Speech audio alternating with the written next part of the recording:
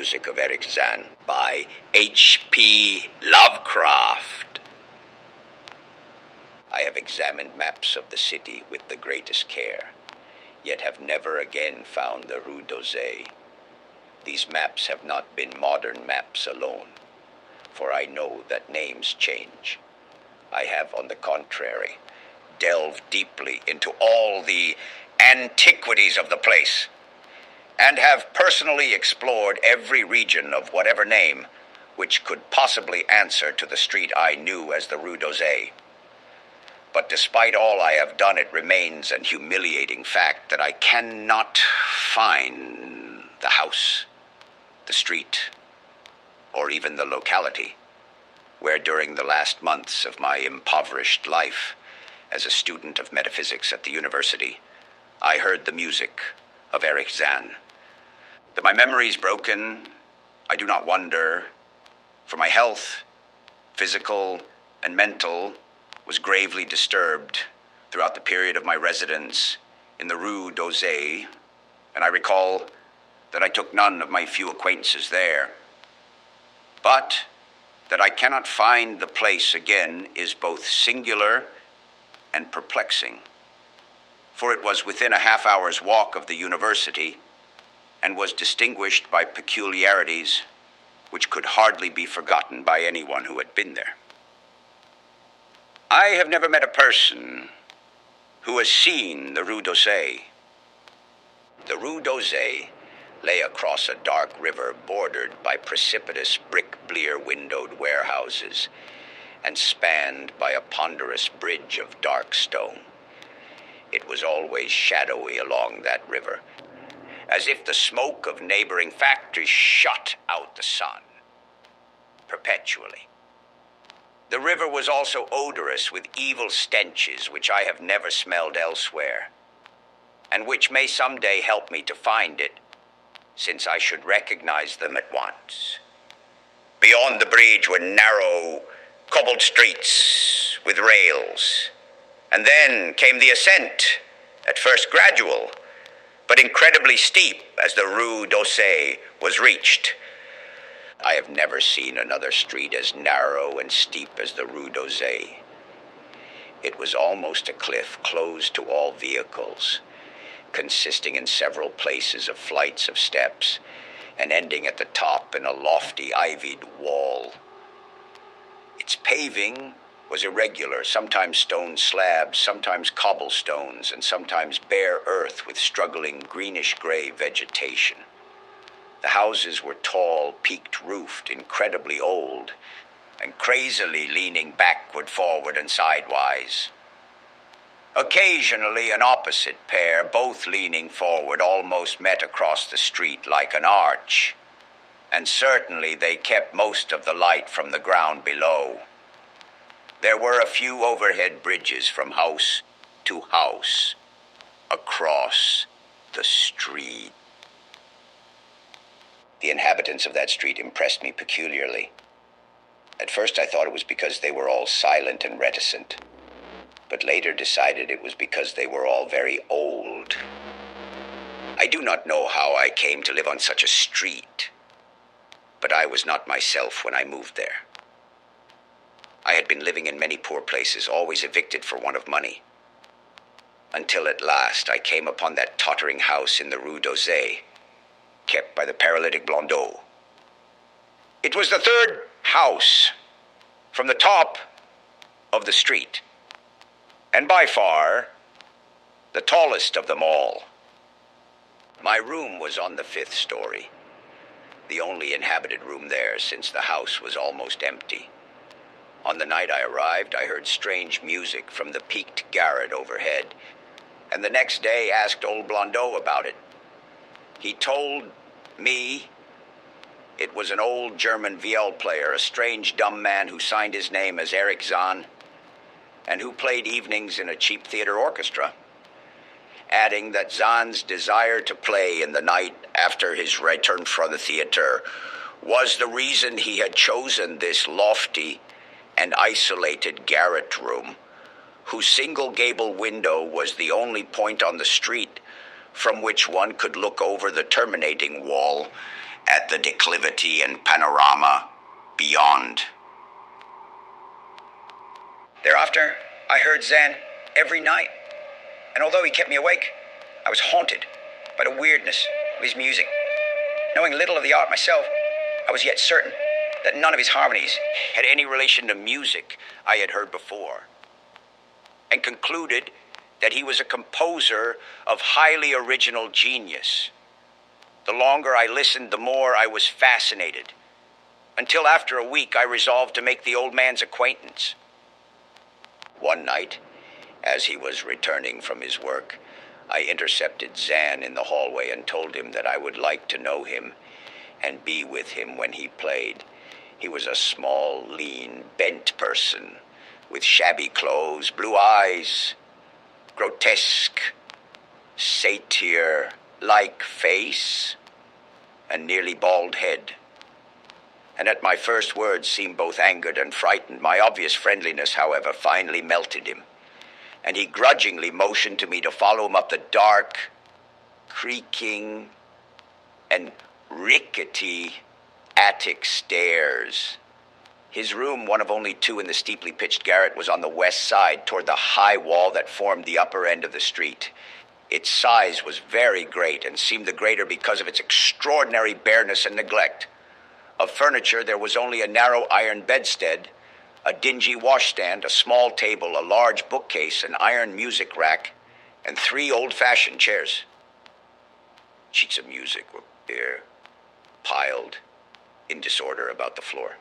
The walls were of bare boards and had probably never known plaster, whilst the abundance of dust and cobwebs made the place seem more deserted than inhabited. Evidently, Erich Zann's world of beauty lay in some far cosmos of the imagination. Motioning me to sit down, the dumb man closed the door, turned the large wooden bolt, and lighted a candle to augment the one he had brought with him. He now removed his viol from its moth-eaten covering, and taking it, seated himself in the least uncomfortable of the chairs. He did not employ the music rack, but offering no choice and playing from memory, enchanted me for over an hour with strains I had never heard before. Strains which must have been of his own devising. To describe their exact nature is impossible for one unversed in music. They were a kind of fugue, with recurrent passages of the most captivating quality, but to me were notable for the absence of any of the weird notes I had overheard from my room below on other occasions. Those haunting notes I had remembered, and had often hummed and whistled inaccurately to myself. So when the player at length laid down his bow, I asked him if he would render some of them. As I began my request, the wrinkled, satyr-like face lost the bored placidity it had possessed during the playing, and seemed to show the same curious mixture of anger and fright which I had noticed when first I accosted the old man. For a moment I was inclined to use persuasion, regarding rather lightly the whims of senility, and even tried to awaken my host's weirder mood by whistling a few of the strains to which I had listened the night before. But I did not pursue this course for more than a moment or more. For when the dumb musician recognized the whistled air, his face grew suddenly distorted, with an expression wholly beyond analysis, and his long, cold, bony right hand reached out to stop my mouth and silence the crude imitation. As he did this, he further demonstrated his eccentricity by casting a startled glance toward the lone curtained window, as if fearful of some intruder. A glance doubly absurd, since the garret stood high and inaccessible above all the adjacent roofs, this window being the only point on the steep street, as the concierge had told me, from which one could see over the wall at the summit. The old man's glance brought Blandot's remark to my mind. And with a certain capriciousness, I felt a wish to look out over the wide and dizzying panorama of moonlit roofs and city lights beyond the hilltop, which, of all the dwellers in the Rue d'Orsay, only this crabbed musician could see. I moved toward the window and would have drawn aside the nondescript curtains when, with a frightened rage even greater than before, the dumb lodger was upon me again. This time, motioning with his head toward the door, as he nervously strove to drag me thither with both hands. Now thoroughly disgusted with my host, I ordered him to release me and told him I would go at once. His clutch relaxed, and as he saw my disgust and offense, his own anger seemed to subside. He tightened his relaxing grip, but this time in a friendly manner, forcing me into a chair, then with an appearance of wistfulness crossing to the littered table, where he wrote many words with a pencil in the labored French of a foreigner. The note, which he finally handed me, was an appeal for tolerance and forgiveness. Zann said that he was old, lonely, and afflicted with strange fears and nervous disorders, connected with his music and with other things. He had enjoyed my listening to his music and wished I would come again and not mind his eccentricities. But he could not play to another his weird harmonies, and could not bear hearing them from another, nor could he bear having anything in his room touched by another. He had not known until our hallway conversation that I could overhear his playing in my room, and now asked me if I would arrange with Blondeau to take a lower room, where I could not hear him in the night. He would, he wrote, defray the difference in rent. As I sat deciphering the execrable French, I felt more lenient toward the old man. He was a victim of physical and nervous suffering, as was I, and my metaphysical studies had taught me kindness. In the silence, there came a slight sound from the window. The shutter must have rattled in the night wind, and for some reason I started almost as violently as did Erich Zann. So when I had finished reading, I shook my host by the hand and departed as a friend. The next day, Blondeau gave me a more expensive room on the third floor between the apartments of an aged moneylender and the room of a respectable upholsterer. There was no one on the fourth floor. It was not long before I found that Zann's eagerness for my company was not as great as it had seemed, while he was persuading me to move down from the fifth story. He did not ask me to call on him, and when I did call, he appeared uneasy and played listlessly. This was always at night. In the day he slept and would admit no one. My liking for him did not grow, though the attic room and the weird music seemed to hold an odd fascination for me. I had a curious desire to look out of that window over the wall and down the unseen slope at the glittering roofs and spires, which must lie outspread there. Once I went up to the garret during theater hours when Zann was away, but the door was locked. What I did succeed in doing was to overhear the nocturnal playing of the dumb old man. At first, I would tiptoe up to my old fifth floor. Then I grew bold enough to climb the last creaking staircase to the peaked garret. There, in the narrow hall, outside the bolted door with the covered keyhole, I often heard sounds which filled me with an indefinable dread, the dread of vague wonder and brooding mystery. It was not that the sounds were hideous, for they were not, but that they held vibrations suggesting nothing on this globe of earth, and that at certain intervals they assumed a symphonic quality, which I could hardly conceive as produced by one player. Certainly Erich Zann was a genius of wild power, As the weeks passed, the playing grew wilder, whilst the old musician acquired an increasing haggardness and furtiveness pitiful to behold. He now refused to admit me at any time and shunned me whenever we met on the stairs.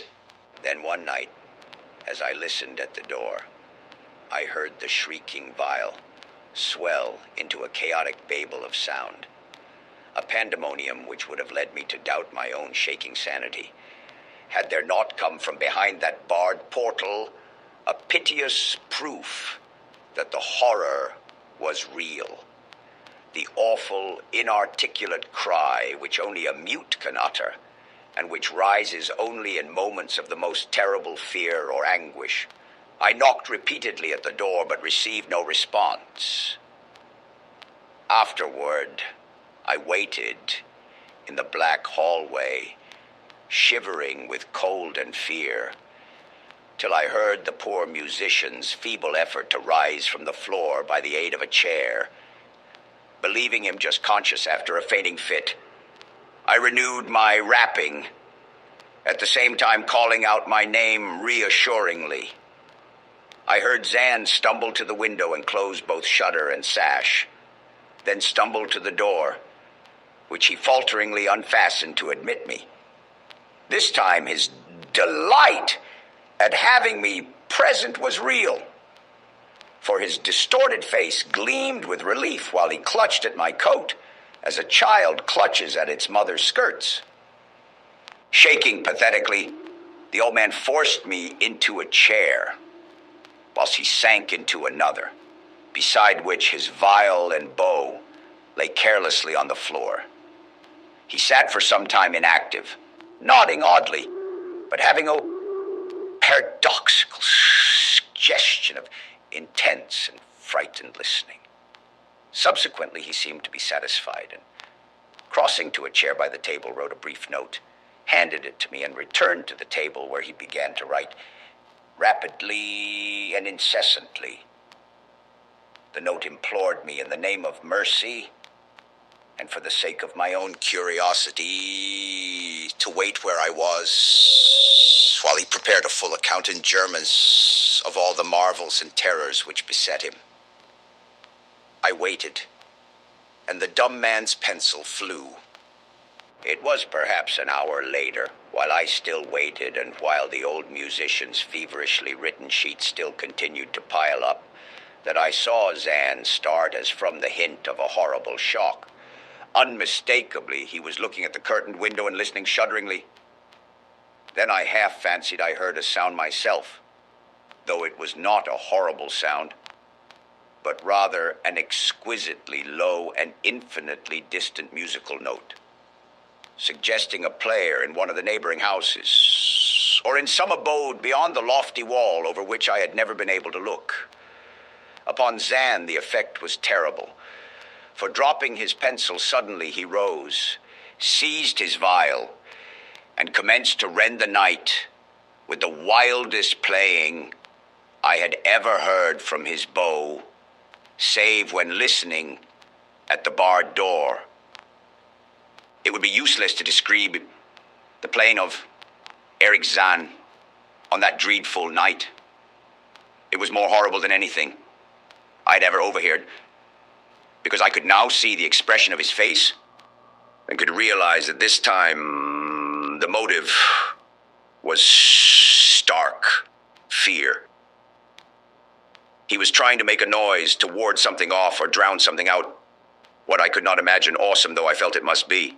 The playing grew fantastic, delirious, and hysterical, yet kept to the last the qualities of supreme genius which I knew this strange old man possessed. I recognized the air. It was a wild Hungarian dance popular in the theaters, and I reflected for a moment that this was the first time I had ever heard Zann play the work of another composer. Louder and louder, wilder and wilder, mounted the shrieking and whining of that desperate viol. The player was dripping with an uncanny perspiration and twisted like a monkey, always looking frantically at the curtained window. In his frenzied strains, I could almost see shadowy satyrs and bacchanals dancing and whirling insanely through seething abysses of clouds and smoke and lightning.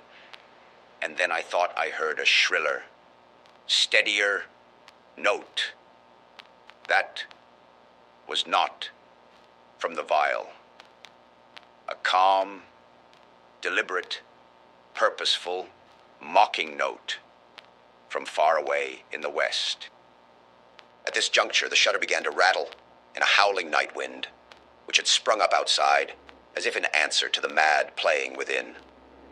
Zann's screaming viol now outdid itself, emitting sounds I had never thought a viol could emit.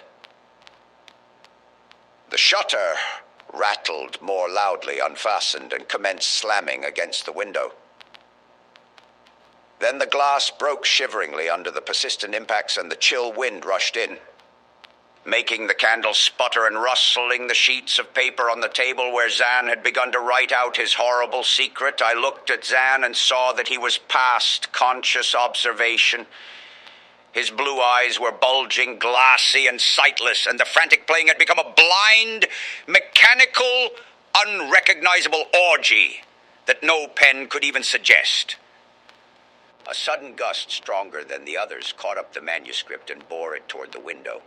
I followed the flying sheets in desperation, but they were gone before I reached the demolished panes. Then I remembered my old wish to gaze from this window, the only window in the Rue d'Orsay from which one might see the slope beyond the wall and the city outspread beneath. It was very dark, but the city's lights always burned, and I expected to see them there amidst the rain and wind. Yet, when I looked from that highest of all gable windows, looked while the candles sputtered and the insane viol howled with the night wind, I saw no city spread below, and no friendly lights gleaming from remembered streets, but only the blackness of space illimitable, unimagined space alive with motion and music, and having no semblance to anything on earth. And as I stood there looking in terror, the wind blew out both the candles in that ancient peaked garret, leaving me in savage and impenetrable darkness with chaos and pandemonium before me, and the demon madness of that night-baying viol behind me. I staggered back in the dark, without the means of striking a light, crashing against the table, overturning a chair, and finally groping my way to the place where the blackness screamed with shocking music. To save myself and Erich Zann, I could at least try, whatever the powers opposed to me. Once I thought some chill thing brushed me, and I screamed. But my scream could not be heard above that hideous viol. Suddenly, out of the blackness, the madly sawing bow struck me, and I knew I was close to the player. I felt a head touch the back of Zann's chair, and then found and shook his shoulder in an effort to bring him to his senses. He did not respond, and still the viol shrieked on without slackening. I moved my hand to his head, whose mechanical nodding I was able to stop, and shouted in his ear that we must both flee from the unknown things of the night. But he neither answered me nor abated the frenzy of his unutterable music, while all through the garret strange currents of wind seemed to dance in the darkness and babble. When my hand touched his ear, I shuddered, though I knew not why. Knew not why, till I felt of the still face, the ice-cold, stiffened, unbreathing face whose glassy eyes bulged uselessly into the void. And then, by some miracle finding the door and the large wooden bolt, I plunged wildly away from that glassy-eyed thing in the dark, and from the ghoulish howling of that accursed viol, whose fury increased even as I plunged, leaping, floating, flying down those endless stairs through the dark house, racing mindlessly out into the narrow, steep, and ancient street of steps and tottering houses, clattering down steps and over cobbles to the lower streets and the putrid canyon-walled river, panting across the great dark bridge to the broader, healthier streets and boulevards we know. All these are terrible impressions that linger with me. And I recall that there was no wind, and that the moon was out, and that all the lights of the city twinkled. Despite my most careful searches and investigations, I've never since been able to find the Rue d'Orsay, but I'm not wholly sorry, either for this or for the loss in undreamable abysses of the closely written sheets, which alone could have explained the music of Erich Zann.